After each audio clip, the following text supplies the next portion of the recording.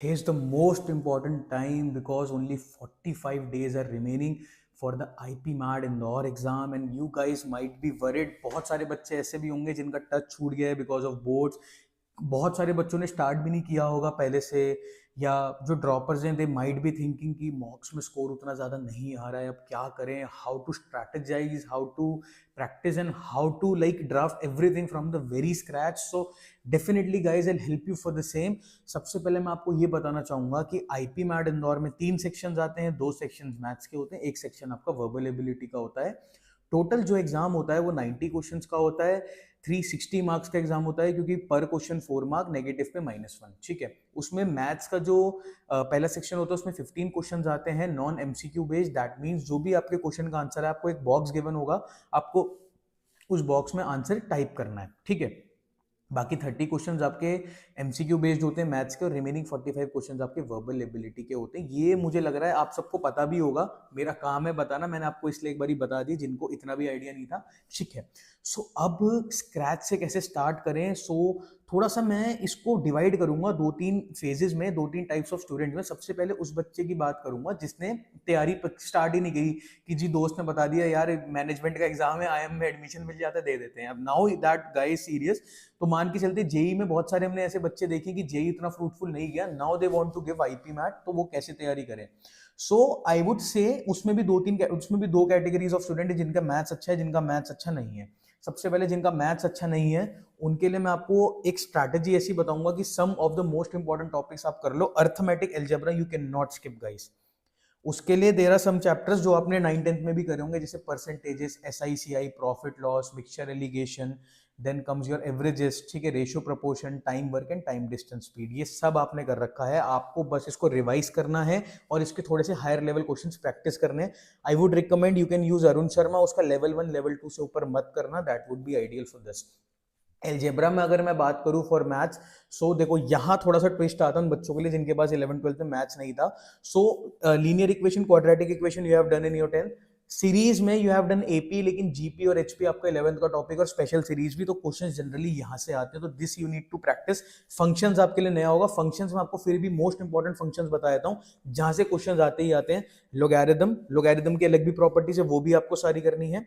आपका मॉडुलस, आपका GIF, that is greatest integer function, and I would say I have given modulus, GIF, then आपका cubic वगैरह function. ठीक है. इनमें से ही आएगा. इसमें मैक्सिमम मिनिमा के जो क्वेश्चंस हैं, अब जिन बच्चों को डिफरेंशिएशन आता है वो तो उसको यूज कर सकते हैं, जिन बच्चों को कैलकुलस आता है, जिनको नहीं आता, आपको ग्राफ्स के थ्रू यूज करना पड़ेगा. अब इन ग्राफ्स को पढ़ना, इनको ड्राफ्ट कैसे करना, उसके बेसिस पे you can check the maximum and the limit minimum point of this function. ठीक है.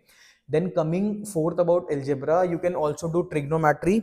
ट्रिग्नोमेट्री आपका 10th वाले एस्पेक्ट ज्यादा रहेगा. उसमें जो आपके क्वेश्चंस थे हाइट्स एंड डिस्टेंसेस, वो आपको रहेगा. जो चैप्टर था ना 10th में हाइट्स एंड डिस्टेंसेस वाला, जैसे फॉर एग्जांपल एक एयरप्लेन फ्लाई कर रहा है, आप यहाँ से देख रहे हो. ठीक है. इस एंगल पे देख रहे हो, एंगल ऑफ एलिवेशन इतना है, तो आधे घंटे बाद वो प्लेन आपसे कितना दूर होगा अगर एंगल ऑफ एलिवेशन आपका बढ़ के 60 हो गया या 90 हो गया, जो भी हो गया. ठीक है. उसके बेसिस पे दे आर क्वेश्चंस, तो वो भी सिंपल ट्रिग्नोमेट्रिक आइडेंटिटीज आपको पता होनी चाहिए. 6 फंक्शन होते हैं, sine, cos, tan, cot, cosec और सेक. ठीक है. तो इन सब की प्रॉपर्टीज पढ़ लेना. This will definitely be very helpful for you. उसमें एंगल की वैल्यूज पढ़ लेना, जैसे 30, 45, 60, 90 और 0, जनरली इन्हीं की वैल्यूज आती हैं. फिर इनमें भी कुछ प्रॉपर्टीज होती है जो आप 22.5 इन सब के भी निकाल सकते हो. ठीक है. सो वो सब आप थोड़ा सा देख लेना, वो 11th-12th का पार्ट है, थोड़ा सा you need to brush that up. Then geometry वाले अगर मैं पार्ट पे कहूँ, तो ज्योमेट्री वाले पार्ट पे आई वुड डेफिनेटली ऐड कि जो आपने बेसिक, देखो ज्योमेट्री के भी 2-3 एलिमेंट्स है. ठीक है. अब ज्योमेट्री में मैं थोड़ा सा एल्जेब्रिक ज्योमेट्री को पहले बताता हूँ. एल्जेब्रिक ज्योमेट्री में क्या होता है, जैसे लाइंस की इक्वेशंस होती है, जैसे 2 लाइंस की इक्वेशन है, तो इनमें जो आपका स्लोप होगा उसका क्या इंटरसेक्शन पॉइंट होगा, कैसे क्या चीजें होंगी. ठीक है. ये सब चीजें रहती हैं. फिर आपको लाइंस गिवन है, उनका स्लोप गिवन है. लाइन की इक्वेशन होती है जनरल, y = mx + c, और भी बहुत सारी इक्वेशन होती है. तो इसके बेसिस पे अगर आपको m गिवन है, 2 लाइन, अगर आपको एक लाइन गिवन है, दूसरी लाइन की क्या इक्वेशन होगी, अगर आपको बता रखा है कि इनके बीच का स्लोप क्या है, सब. तो ये सब चैप्टर्स हैं, 10th में नहीं करे होंगे, 11th-12th में थोड़ा सा देखना पड़ेगा. ज्यादा नहीं आता, अभी बोल रहा हूँ, थोड़ा थोड़ा आपको ये चीजें देखनी पड़ेंगी, क्योंकि देखो आईपी मैट इंदौर अगर टारगेट करना है तो मैथ्स आप पकड़ के रखो. मैथ्स को आप नहीं छोड़ सकते बिल्कुल भी. ठीक है. उसके साथ साथ I will tell you, English का तो बहुत सिंपल स्ट्रक्चर है यार. इंग्लिश में तो इफ यू रीड, काफी ज्यादा हेल्पफुल ये चीज आपको रहेगी. फिर आपको थोड़ा सा ग्रामर रिवाइज करना है.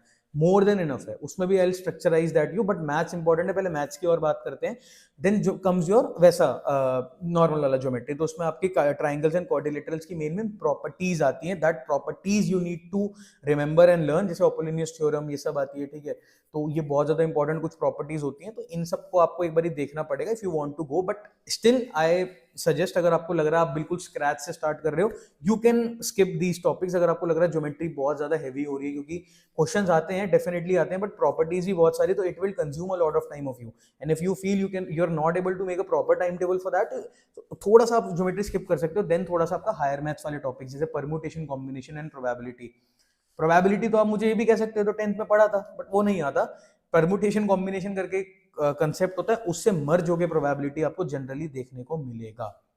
Then binomial theorem also comes in your higher maths wala topic. Matrices and determinants also comes in your higher maths wala topic. So this was all regarding maths. ठीक है, अब मैं इसको स्ट्रक्चराइज करता हूँ। सबसे पहले focus on arithmetic.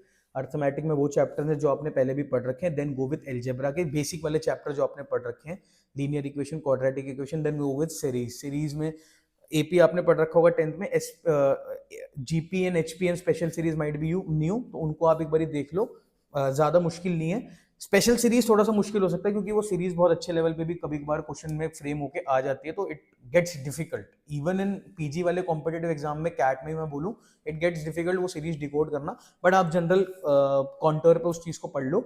Then I would say go with permutation combination, because this is a new topic, हो सकता है आपको थोड़ा सा अकस्टम होने में टाइम लगे, बट इंपॉर्टेंट है, कर लो, क्योंकि इससे प्रोबेबिलिटी इंक्लाइन हो जाता है।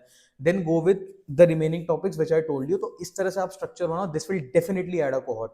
And guys, a good news for you, dishearten मत होना, बहुत ज्यादा कट ऑफ नहीं रहता है। अगर मैं लास्ट ईयर की बात करूं, if you are able to get 15 में से 6 क्वेश्चन सही, आपका कट ऑफ क्लियर है। सेम अगर आपके 9 से 10 क्वेश्चन से ऊपर सही है इन क्यूए आउट ऑफ 30, तो भी आपका कट ऑफ क्लियर है। सो जितना मैंने आपको बताया, इवन अर्थमेटिक एल्जेब्रा का पोर्शन, इसमें से तो आपका मोर देन 50% पेपर आता ही आता है। गेटिंग माय पॉइंट, जो इनिशियली मैंने बोला था, don't feel panicked about maths, how to cope with maths, इसका मैंने आपको बता दिया। अब इसके साथ साथ how you can how you should practice verbal.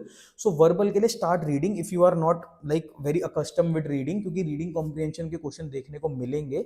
Reading करो, मेक अ डायरी, ये मैं हर वीडियो में बोलता हूँ, डायरी में आपके जो भी आपको नए वर्ड्स मिल रहे हैं, आप उनको लिखते जाओ। Even start reading daily newspapers, because you will get a lot of new words, क्योंकि वो आपको सिनोनिम एंटोनिम में काफी ज्यादा हेल्प कर सकते हैं। जनरली न्यूज़पेपर से भी उठा के काफी ज्यादा लोग जो भी एग्जामिनर्स है वर्ड्स डाल देते हैं, ठीक है। उसके साथ साथ ग्रामर में पार्ट्स ऑफ स्पीच कर लो पूरा, आप आर्टिकल्स कर लो, आप subject verb agreement, very important, मैंने एक वीडियो इस पे भी बनाई है कि the most important topics of verbal ability, तो उसमें मैंने क्लियरली चीजें मेंशन करी हैं, आप वो वीडियो भी देख सकते हो इफ यू वांट, जस्ट कि मेरे को सबसे ज्यादा इंपॉर्टेंट टॉपिक्स पता हो जो वर्बल एबिलिटी में मुझे कवर करने हैं, if I want to clear IPMAT Indore का exam. So this was all about IPMAT Indore guys. थोड़ा सा मैं अच्छी बातें बताना चाहूंगा कि 360 में से if you are getting 190 to 200, you are at a safe score, you will definitely get a PI call from IIM Indore. बस सेक्शनल का ध्यान रखना, sectional you need to clear, जो मैंने आपको बताया। वर्बल का सेक्शनल इज अराउंड, अगर आपके 35 से ऊपर क्वेश्चन ठीक है तो यू विल बी क्लियरिंग, ज्यादा मुश्किल नहीं होता पेपर, तभी इतना सेक्शनल हाई है वर्बल का। मैथ्स में बच्चों को दिक्कत होती है, इसलिए उसका सेक्शनल थोड़ा डाउन होता है। So focus on this. And अच्छी बात यह है कि 10th-12th का ज्यादा वेटेज नहीं है, तो पूरी जान से पेपर देने में लगा दो, because 65% weightage is of the actual exam and 35% weightage is given to the PI. So this was all about how you can strategize and everything. मैंने आपको सिलेबस वाइज थोड़ा सा ब्रेक डाउन करके बताया है। आप डेली 1 से 2 चैप्टर कर सकते हो इजिली मैथ्स के, ठीक है, उनके साथ साथ वर्बल एबिलिटी को भी प्रैक्टिस कर सकते हो। तो I would say around you can start practising mock. अगर आप बिल्कुल ही जीरो से स्टार्ट कर रहे हो, तो आई वुड रिकमेंड यू कि आप 15-20 दिन अच्छे से पढ़ लो, then you can start practising mock. और थोड़ा सा उन बच्चों की मैं बात बताना चाहूंगा जो ऑलरेडी पढ़ चुके हैं, तो आप अभी वीक के 2 से 3 मॉक्स कीजिए, 2 मॉक्स तो आप कीजिए। Don't take it very personally, कुछ मॉक्स में टफ होते हैं तो स्कोर कम आ जाता है, बट ये देखो कि जो टॉपिक मैंने पढ़ रखा है मुझसे क्यों नहीं हुआ, मैं क्या गलती कर रहा हूँ। Analysis is the most important key for all of the people who are giving mocks, जो उस स्टेज पे पहुंच गए मॉक्स देने वाले। एनालाइज करो मॉक्स को, अपनी गलतियां समझो, उसको अमेंड करके आगे अपना स्कोर बेटर करो। मॉक स्कोर से इतना ज्यादा डिसहार्टन मत होना, because there are plenty of mocks जो काफी ज्यादा टफ होते हैं, तो उसमें स्कोर नहीं आ पाता बहुत लोगों का अच्छा, वो बनाए ऐसे होते हैं। अब मैं फॉर एग्जांपल अब मैं बोलूं कि मैं कैट के लेवल के सारे क्वेश्चंस आईपीएम में डाल दूं, तो नहीं कर पाएंगे ना बच्चे, लोग कर देते हैं, क्योंकि people try to make their mocks such a way कि थोड़ा डिफिकल्टी लेवल दिखानी है, बच्चों में डर डालना है, वो सब आपको खुद समझ आ जाएगा when you will be seeing the PYQs. ये चीज और कि पीवाईक्यूज सबसे पहले प्रैक्टिस कर लेना, you will get the actual difficulty of exam कि कैसे क्वेश्चन आते हैं, वैसा ही आएगा, उससे प्लस माइनस 10-15% ही होता है, ज्यादा ऐसा नहीं होगा कि बिल्कुल ही टफ कर दिया पेपर, तो वो सबके लिए टफ है, सबका स्कोर ओवरऑल डाउन जाएगा। पेपर टफ आएगा, हो सकता है 150 पे कट ऑफ चले जाए, बहुत ज्यादा टफ आ गया तो, ऑल्दो इतना टफ नहीं आएगा, but still I am saying you, तो ऐसा मत सोचना कि अगर मॉक्स में कोई स्कोर कम आ रहा है तो बहुत दिक्कत वाली बात है, चेक करो जो हमने पढ़ा है वहां गलती क्या हो रही है, that is the foremost important thing, उस पर पूरा पूरा दिन लगाओ, उसको इंप्रूव करो, इम्प्रोवाइज करो, learn, adapt and improvise, that is the mantra which will definitely help you to clear this exam. And if you want any other guidance you can definitely comment us down, हम आपको will try कि हम आपके साथ one on one personal mentoring session भी रखने की try करते हैं with our specialized mentors जो आपको काफी ज्यादा help कर सकते हैं for the same. And if you want more such videos please subscribe our channel.